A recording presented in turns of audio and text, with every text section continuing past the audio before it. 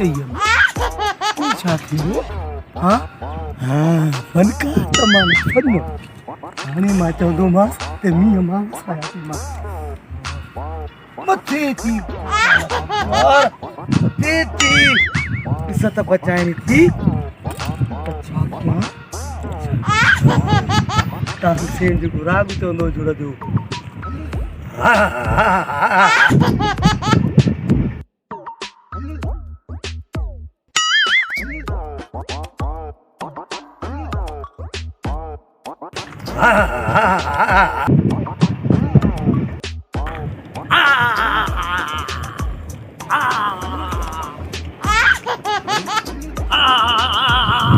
अरे हे तो उस्ताद कुर्बान अरे ये ते करे छा थो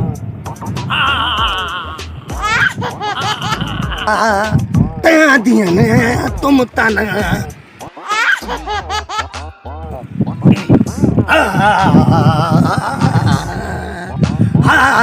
तेरे मैं दिया ना तुम तना तेरे ना ता दिया ना तुम तना तेरे ना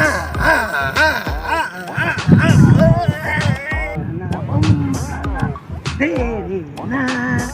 ता दिया ना तुम तना तेरे ना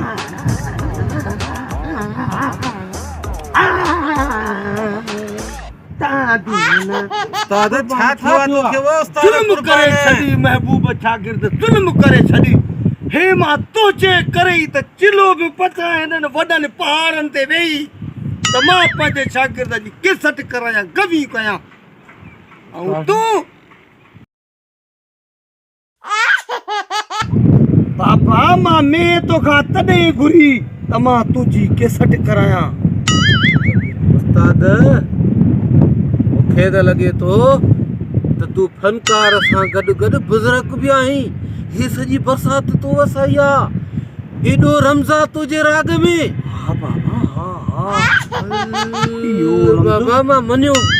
उस्ताद आहीं तूं बाबा उस्ताद आहीं पर मुंहिंजी में काथे आहे उस्ताद मां हिकिड़ो अर्ज़ु खणी आयो आहियां तोॾे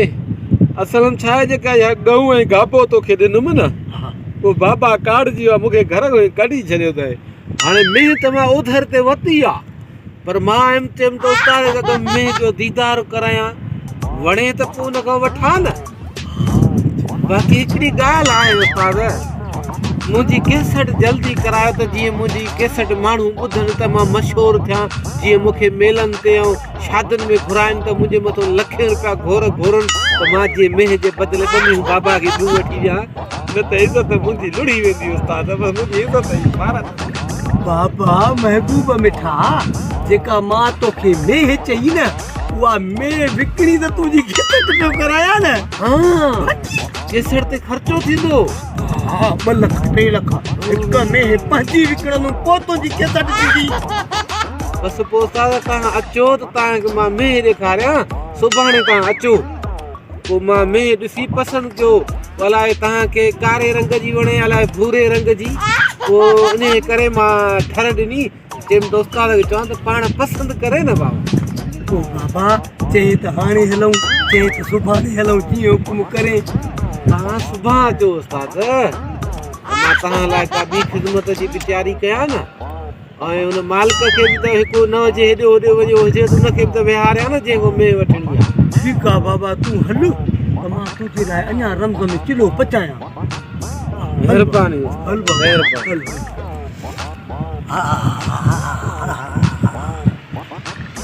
भयो हले तेरे मजदूरी जी घण पत्थर कवि है